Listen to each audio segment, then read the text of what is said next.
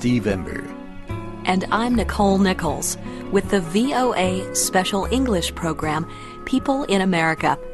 Today, we continue the story of Sam Houston, a Texas hero.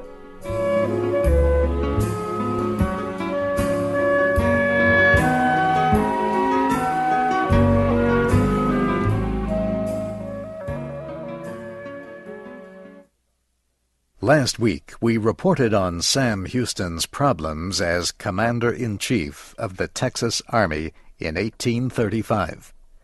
Texas belonged to Mexico at that time and had not yet become part of the United States. Several Texas officers organized a small army and planned to attack Mexico without Houston's permission. These officers told their men they could have all the riches they could find in Mexico. Houston believed the planned attack on Mexico was wrong, so he resigned. But before he did, he ordered Texans in San Antonio to destroy the old Spanish fort called the Alamo. Houston did not think the Alamo could be defended against a strong Mexican attack. In February 1836, Texas representatives were preparing to meet. A few days before the meeting was to open, a message arrived from San Antonio.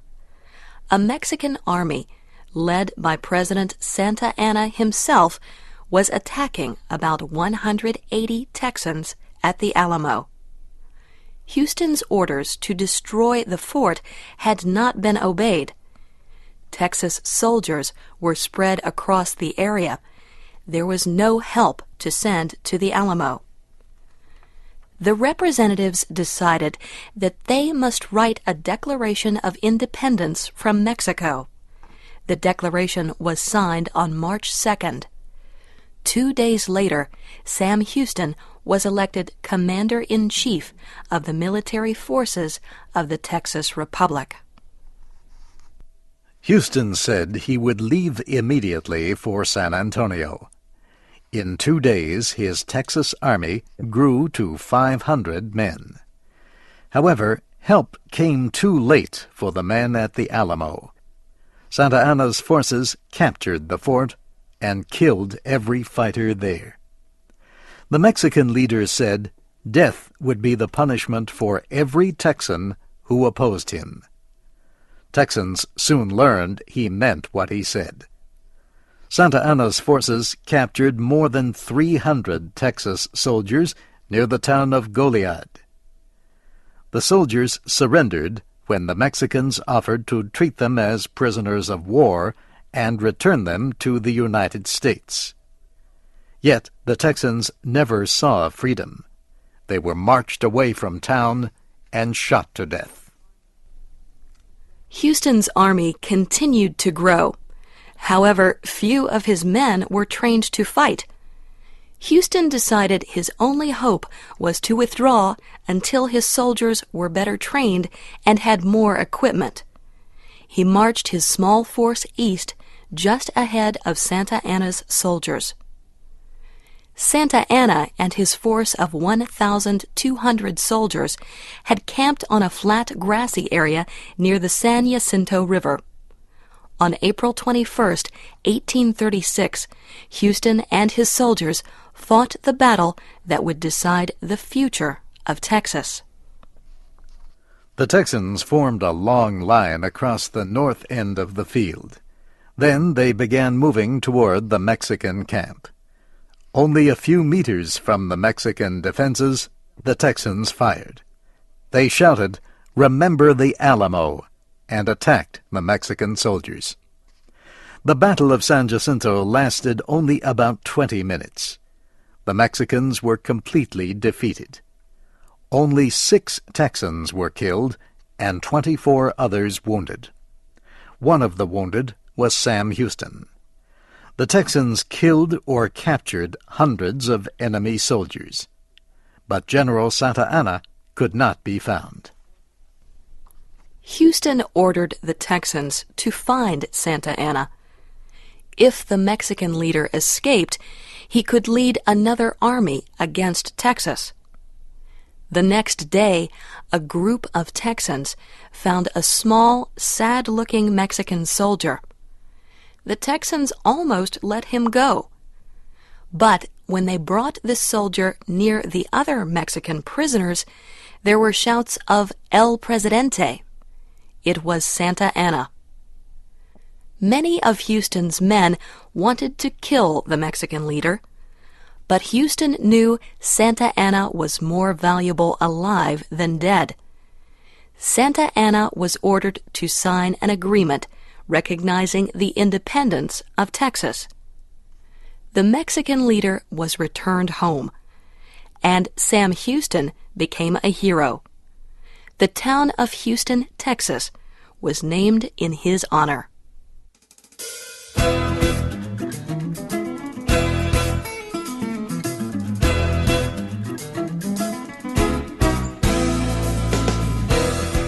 The newly independent Lone Star Republic elected Sam Houston its first president in 1836.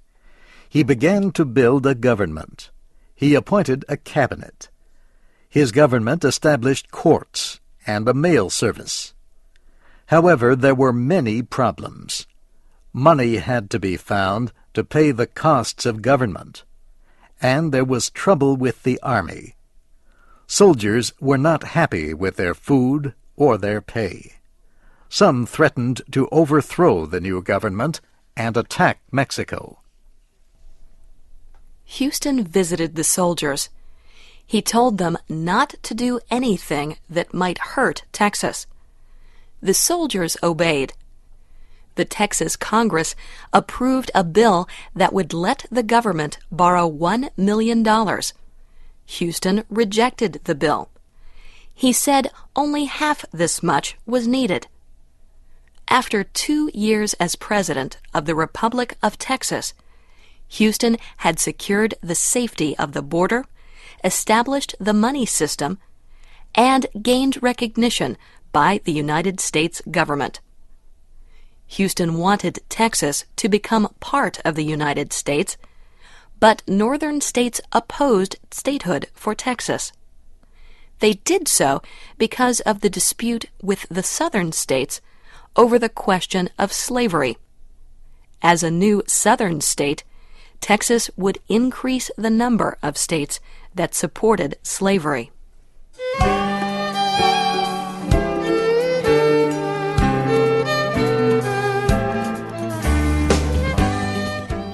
In 1840, Houston married Margaret Lee. They later had 8 children. The next year, the people of Texas elected Sam Houston president again.